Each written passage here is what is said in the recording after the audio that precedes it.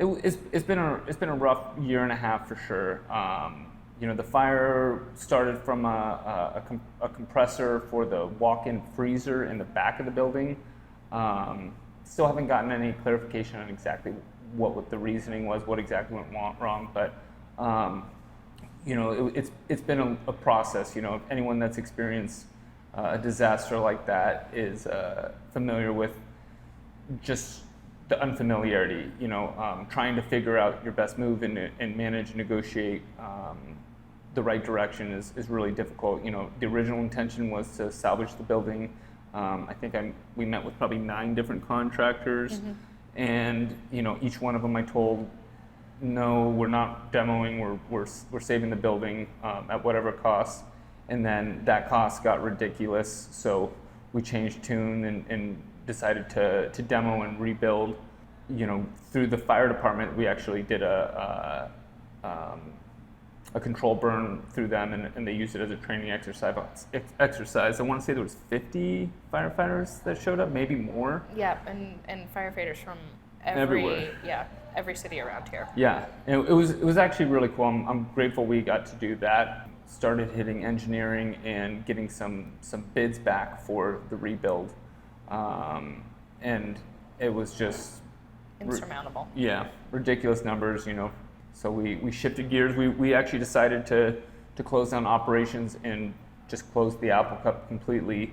And relatively soon after making that decision, announcing to our staff, we were approached by Larry Hibbert, who owned this building before, about leasing it. We declined, and then he offered to sell it. So just kind of made a decision to relocate. There's definitely some disadvantages and advantages to this space. The layout is, we wouldn't design the restaurant to be this way, but there are some benefits. I mean, being downtown has been great, like just the access to neighbors, other businesses, the foot traffic. But there's also something about being on the Upper East Side of Woodin and that we miss, parking being a big one. But we've done our best to try to bring in as much salvage material as possible from the Apple Cup, from the original Apple Cup. These tables, customers might recognize that we have refurbished for this space. We were able to. It was really important. The mural on the side of the building was painted by local artists, and a lot of contributions done from high school students at the time. It was important to the community that we salvaged that, and we were able to. We actually literally circular sawed through the side of the building and pulled off half the wall. The projected opening date is June 26th. There's a couple hurdles that we have to get through to get there.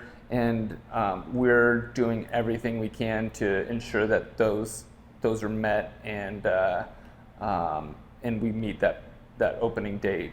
As far as anything special, I was asked if we were doing a soft opening, and I honestly, I've been so busy focused on getting this place ready that we haven't really even considered what it's going to actually be like once we open. So I don't know if there's going to be anything huge and monumental when we open. We'd love to, and we need to reach out to, but we'd love to have our first meal served here be to the firefighters locally.